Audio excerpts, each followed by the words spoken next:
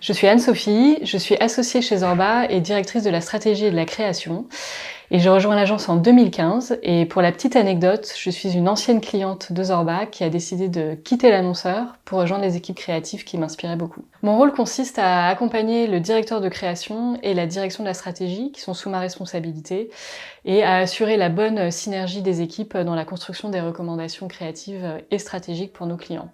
Donc je suis là pour challenger les idées, leur apporter un regard extérieur quand ils en ont besoin et bien sûr les aider à régler des problèmes si jamais ils ont besoin de mon aide. La patte créative de Zorba, je dirais qu'elle repose sur 3 grands piliers. Le premier concerne la strat, et la spécificité qu'on a chez Zorba, c'est qu'on a des équipes multitalents qui mêlent des profils à la fois issus du planning strat, mais aussi des marketeurs qui viennent plutôt de chez l'annonceur.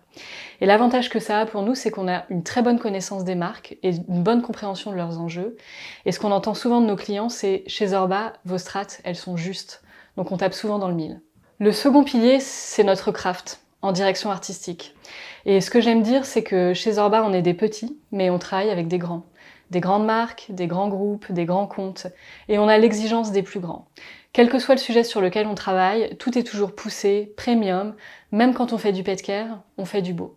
Et le troisième pilier, c'est l'état d'esprit. En fait, Zorba, quand on pitch ou qu'on présente une recommandation stratégique et créative, on est toujours un peu l'outsider.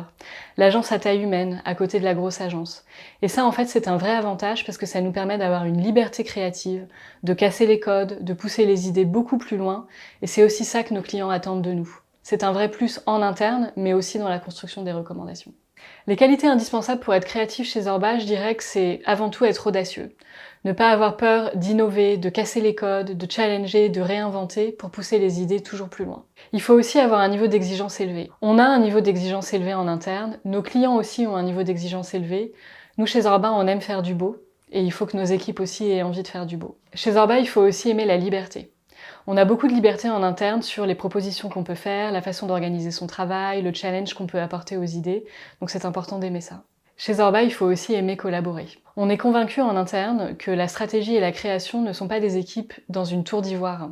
Et on pense que les bonnes idées peuvent venir de partout. C'est pour ça qu'on aime beaucoup travailler en brainstorm collaboratif, tous ensemble, en mixant les métiers.